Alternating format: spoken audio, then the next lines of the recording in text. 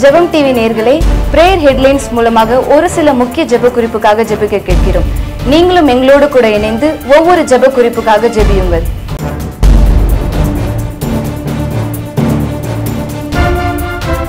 சென்னை பெசன்ட் நகர் beach கடையில் மீனில் கொத்து கொத்தாக நெளிந்த புழுக்கள். குழந்தைகள் சாப்பிட்டதால் அதிர்ச்சி அடைந்த பெற்றோர்கள் நியாயம் கேட்டபோது வாடிக்கையாளர்களிடம் மீன் மண்டைக்குள் தானே புழு இருந்துச்சு என்ற அலட்சிய பதில் அளித்ததால் பரபரப்பு ஏற்பட்டது. அவர்கள் உணவுக்காக அலைந்து திரிந்து திருப்தி அடையாமல் முறுமுறுத்து கொண்டிருப்பார்கள் என்ற வார்த்தையின்படி குடும்பத்துடன் கடைக்கு போகும் நபர்கள் சாப்பிடும் சாப்பாட்டை கவனமாக கண்காணிக்கவும், மக்கள் கவரும் வகையில் இரவு உணவை குழந்தைகளுக்கு கொடுக்கும் போது கவனமாக பெற்றோர்கள் கவனிக்கும் பொறுமை ஒவ்வொருவருக்கும் வரவும், அங்கு வரும் சுற்றுலா பயணிகளின் நலனுக்காகவும் நாம் பாரத்தோடு ஜெபிப்போம். சேலம் மாவட்டம் ஓமலூர் அருகே 2 நாட்களுக்கு முன்பு காணாமல் போன இளைஞர் தங்கராஜ் என்பவரை ஏரியில் மீட்கப்பட்ட நிலையில் கிராம மக்கள் ஏராளமாக கூடியதால் பரபரப்பு ஏற்பட்டது. நான் மலைகளையும் குன்றுகளையும் பாழாக்கி அவைகளுள்ள பூண்டுகளை எல்லாம் வாட பண்ணி ஆறுகளை திட்டுகளாக்கி ஏரிகளை வற்றி போக பண்ணுவேன் என்ற வார்த்தையின்படி உயிரிழந்த குடும்பத்தினர் ஆறுதல் அடையவும், எப்படியாவது உயிரை பறித்துவிட வேண்டும் என அப்பகுதியை ஆளுகை செய்து சுற்றி திரியும் சத்ருவை கடிந்து நாம் பாரத்தோடு ஜெபிப்போம். கிருஷ்ணகிரி மாவட்டம் செங்கம்பட்டியில் தனது மாமாவுடன் சாலையை கடக்க முயன்ற 4 வயது சிறுவன் திடீரென கையை தட்டிவிட்டு ஓடிய நிலையில் வேகமாக வந்த பல்சர் பைக் மோதி தூக்கி வீசப்பட்ட சிசிடிவி காட்சிகள் தற்போது வெளியாகி உள்ளது.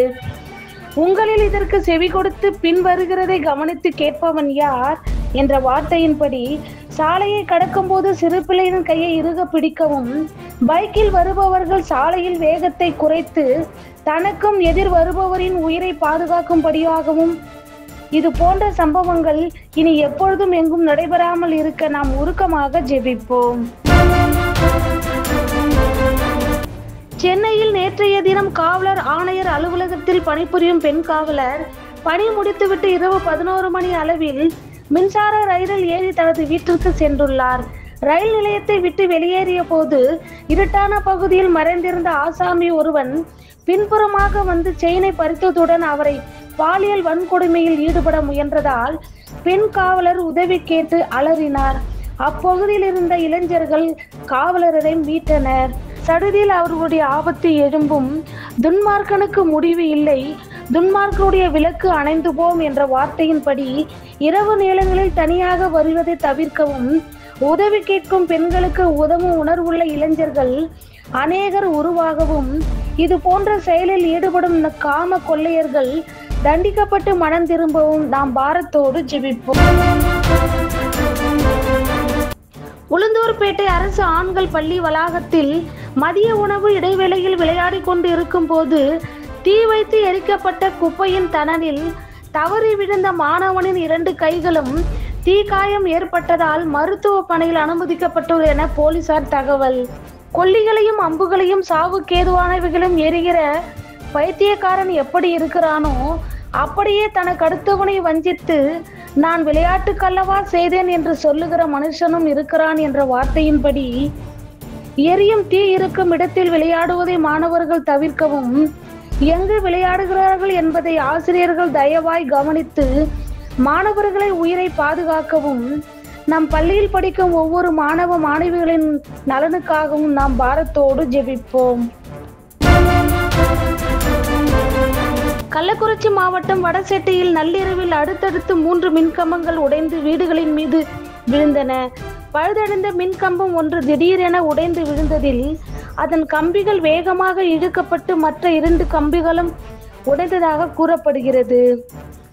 தொல்லையின் திரட்சியினால் சொப்பனம் பிறக்கிறது போல வார்த்தைகளின் திரட்சியினால் மூடனுடைய சத்தம் பிறக்கும் என்ற வார்த்தையின்படி மின்கம்பம் பழுதடைந்த நிலையில் வராமல் மக்களை பாதுகாக்கவும், வீடுகள் மீது விழுந்தும் எந்த அசம்பாவிதமும் ஏற்படாமல் காத்த தேவனுக்கு நன்றி செலுத்தியும், மின் வாரியத்தில் வேலை செய்யும் ஒவ்வொருவரின் நபருக்காகவும் நாம் பாரத்தோடு ஜெபிப்போம். தென்காசி மாவட்டம் நொச்சி பகுதியில் 108க்கு போன் செய்த மனைவி, கணவன் முத்துக்குமரன் வேலைக்கு போகாமல் தினம் தினம் குடித்துவிட்டு என்னையும் என் பிள்ளைகளையும் அடித்து கொடுமைப்படுத்தி வந்தார். ஆதலால் நானும் மகனும் திட்டம் போட்டு மதுபோதையில் தூங்கிக் கொண்டு இருக்கும் போது கழுத்தை நெருக்கியும் என் மகன் தலையணையை வைத்து அழுத்தியதால் அவர் இறந்து விட்டார் என்று போலீசாரில் வாக்குமூலம். மனுஷன் புசித்து குடித்து சூரியனுக்கு கீழே தான் படும் பிரயாசம் அனைத்தின் பலனையும் அனுபவிப்பதே நலமும் உத்தமமான காரியம் என்று நான் கண்டேன் என்ற வார்த்தையின்படி குடும்ப தலைவர்கள் குடிபோதையில் சித்திரவதை செய்வதை ஒவ்வொருவரும் கைவிடவும், இதை பார்த்து மனம் திரும்பவும், இது போன்ற சம்பவங்கள் நம் தேசத்தில் நடைபெறாமல் இருக்கவும், தாயும் பிள்ளைகளும் இது போன்ற செயலை செய்யாமல் தங்களை விடுவித்துக் கொள்ளவும் நாம் பாரத்தோடு ஜெபிப்போம். கோவையில் சமூக வலைத்தளம் மூலம் பழக்கமான 15 வயது சிறுமியை குனியமுத்தூரில் உள்ள அறைக்குள் வரவழைத்து தனியார் கல்லூரி மாணவர்கள் 7 பேர் கூட்டு பாலியல் கொடுமை செய்ததாக போஸ்கோ சட்டத்தின் கீழ் கைது. நான் வெகுகாலம் மௌனமாய் இருந்தேன். இப்பொழுது பிள்ளை பெறுகிறவனைப் போல சத்தமிட்டு அவர்களை பாழாக்குவேன் என்ற வார்த்தையின்படி பெண் பிள்ளைகள் சமூக வலைத்தளங்களில் ஆணிடம் பேசுவதை முற்றிலும் தவிர்த்து தங்களை பாதுகாத்துக் கொள்ளவும், பெற்றோர்கள் பெண் பிள்ளைகளிடம் அதிகம் போன் பயன்படுத்துவதை கண்டித்து பிள்ளைகளை பாதுகாக்கவும், வாலிப பிள்ளைகள் இது போன்ற கொடூரமான கூட்டு பாலியலில் ஈடுபடுவதை தவிர்த்து தங்கள் வாழ்க்கையை சீர்படுத்திக் கொள்ளவும் நாம் பாரத்தோடு ஜெபிப்போம். ஆந்திர மாநிலம் பிரகாசம் மாவட்டத்தில் 35 வயதான சாம் என்பவரை கொன்று துண்டு துண்டாக வெட்டி கால்வாயில் வீசியதாக அவரது தாய் உட்பட 3 பேர் கைது செய்யப்பட்டனர். மது போதையில் வீட்டில் இருந்த பெண்களிடம் தவறாக நடக்க முற்பட்டதால் அதனால் ஆத்திரம் அடைந்த தாயாரை கொலை செய்ததாகவும் போலீசார் தகவல். ஐயோ, யாருக்கு வேதனை, யாருக்கு துக்கம், யாருக்கு சண்டைகள், யாருக்கு புலம்பல்.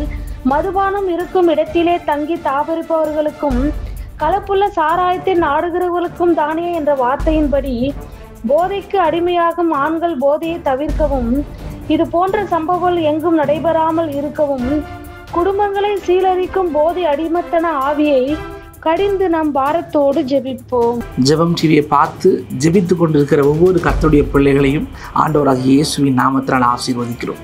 இப்போ நீங்கள் பார்த்த எல்லா செய்திகளையுமே ஜெபங்களாக உங்களுக்கு மாற்றிருக்கிறோம். நிறைய ஜெப குறிப்புகளையும் ஜெபம் டிவியில் கொடுத்துட்டே இருக்கோம். பார்க்குற நீங்கள் இதுக்காக ஜெபிங்க ப்ளீஸ். அதே போல் ஜெபிக்கிற நண்பர்கள், ஜெபிக்கிற உறவுகள், ஜெபிக்கிற மனிதர்கள் உங்களுக்கு யாருக்காவது தெரியும்னா இந்த வீடியோவை நீங்கள் யூடியூப்பில் பார்த்தீங்கன்னா அவங்களுக்கு ஷேர் பண்ணுங்கள். அவங்களுக்கு இந்த லிங்க் அனுப்பி அவங்களையும் ஜெபிக்க வைங்க. ஒருவேளை டிவியில் தான் பார்த்துட்ருக்கீங்க அப்படின்னா நீங்கள் தொடர்ந்து ஒவ்வொரு தடவை ஒளிபரப்பாகும் போதும் நீங்கள் பார்த்து ஜெபிங்க. நிச்சயமாக ஒரு மிகப்பெரிய ஜெபிக்கிற ஒரு கூட்டத்தை நம்ம உருவாக்குவோம். தேவன் பெரிய காரியத்தை ஜெபத்தின் மூலமாக நம் தேசத்தில் நிச்சயமாக செய்வார். ஏமே